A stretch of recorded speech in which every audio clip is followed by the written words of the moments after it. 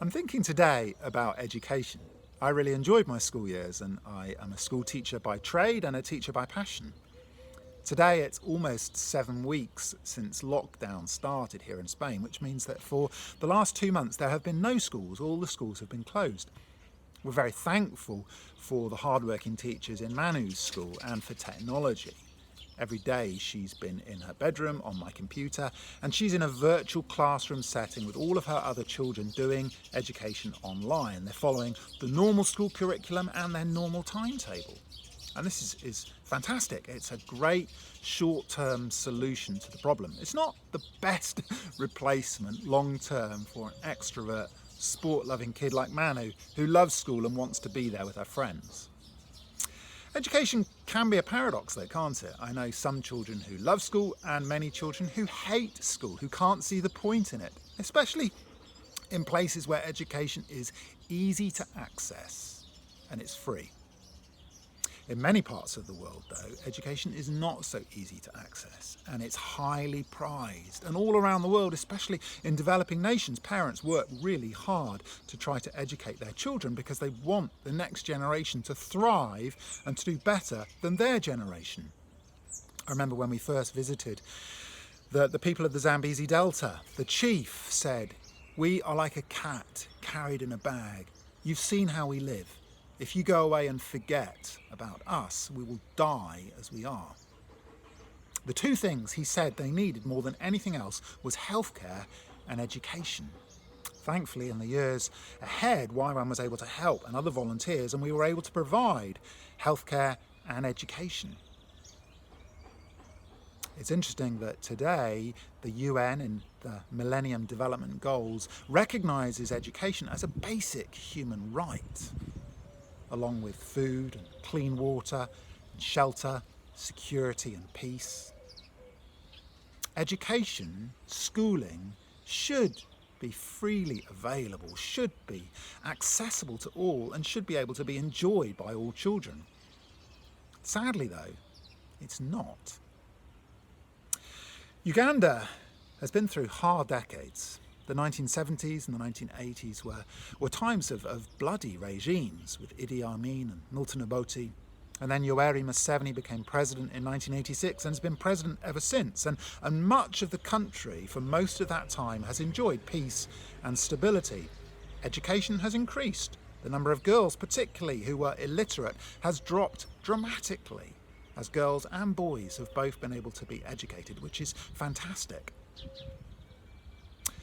In the north of the country, though, this hasn't always been the case. And in the north, far from the eyes of tourists and the world media, war has often continued to rumble. The Lord's Resistance Army is an insurrection movement, which was set up in 1987, and it's continued for the last 34 years. It's now, in a low-grade kind of way, continuing in the DR Congo. It was set up in 87 in the north of Uganda. Its leader, Joseph Kony, claimed to have received spiritual powers from a spirit called Lukwena. He preached a kind of a cultic mix of strands of Christianity with animistic ideas. And for years, the LRA operated from a safe haven in southern Sudan. They exploited the situation of the long-running civil war in Sudan.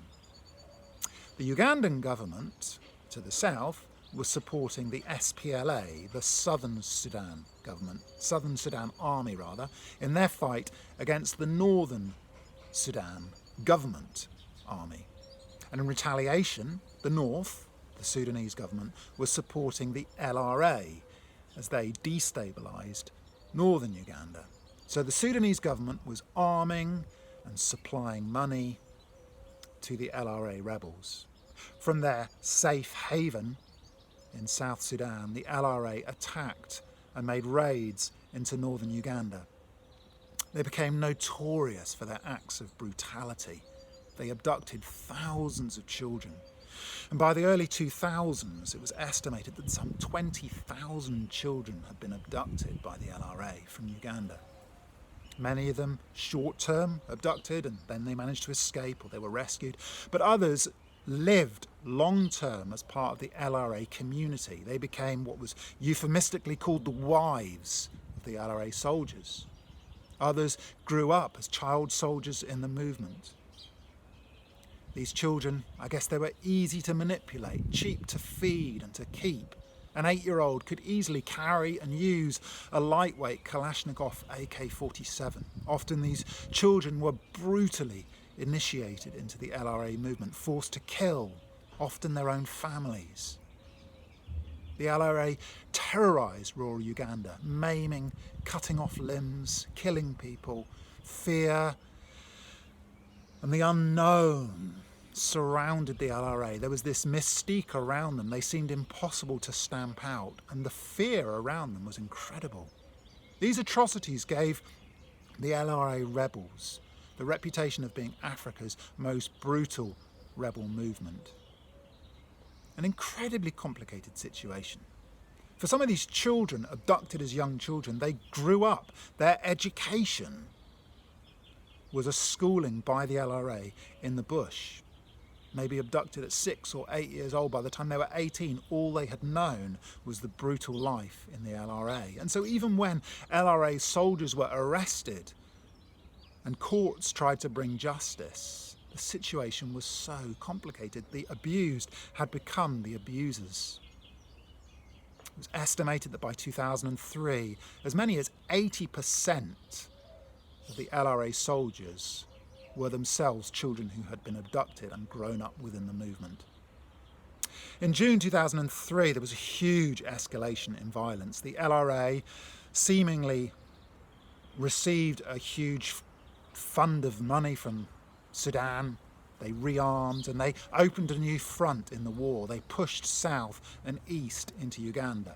Hundreds of thousands of Ugandans fled their homes, and large internally displaced people camps, IDP camps, sprung up around the big towns and cities of Uganda.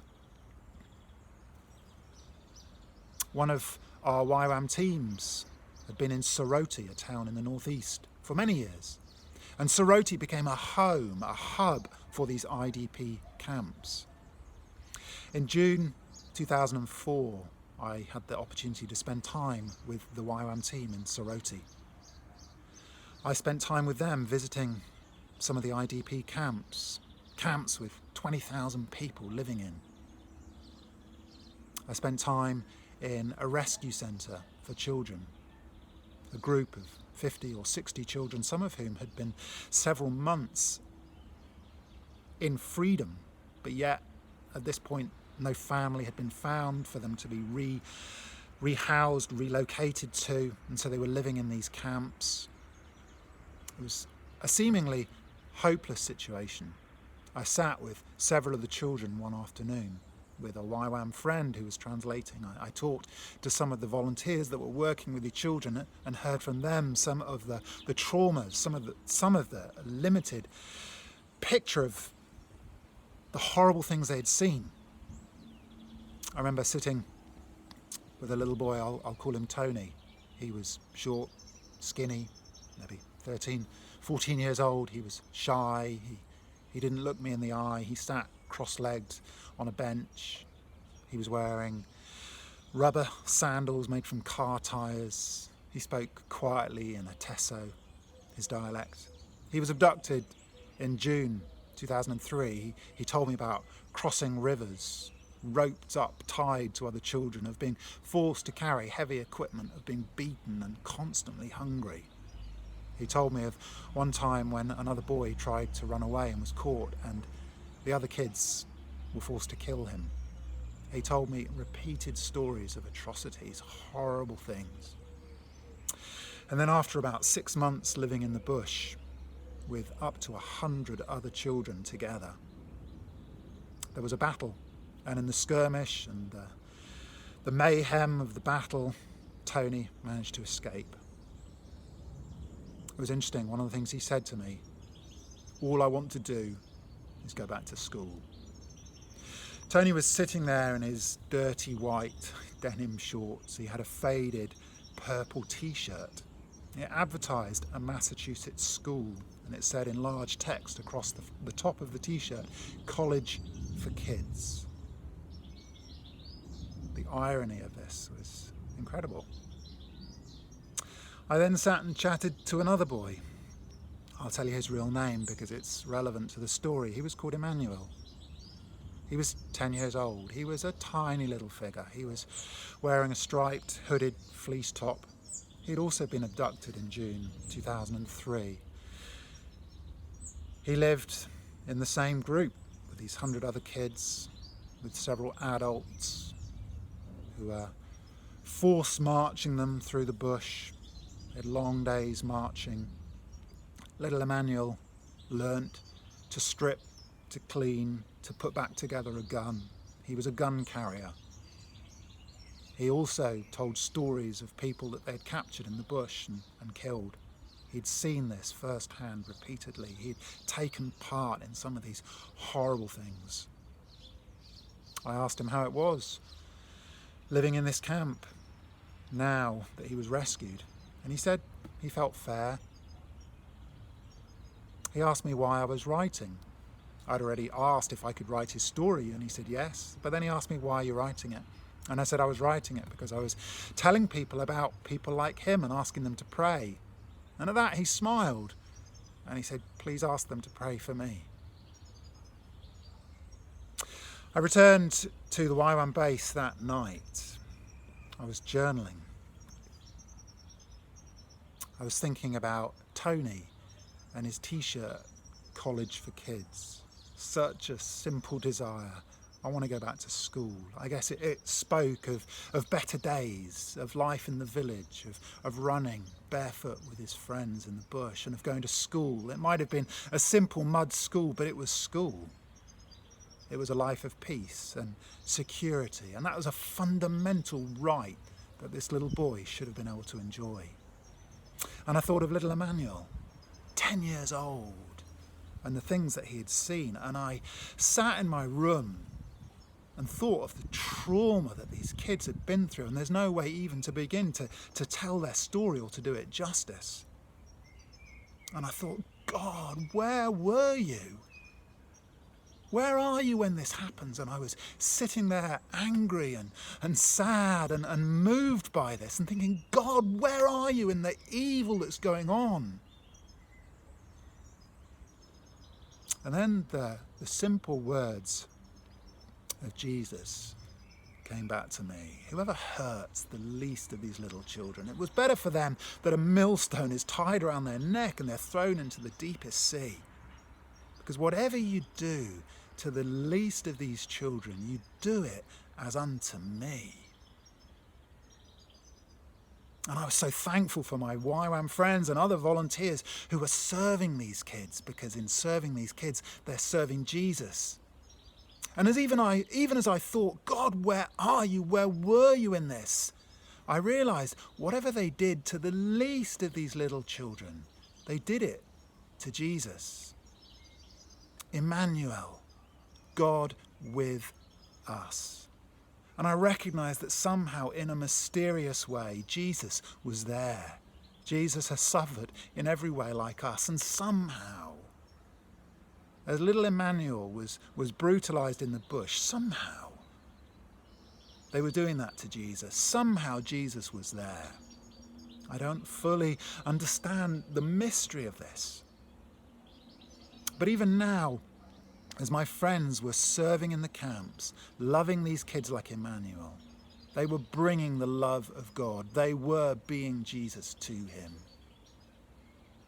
And so I'm thankful for school teachers. I'm thankful for those who love and serve and teach our kids. And I'm thankful that for those who do the smallest of little things, for the least of these children, it's as if they're doing it for Jesus. College for kids. It's what all our children should be enjoying.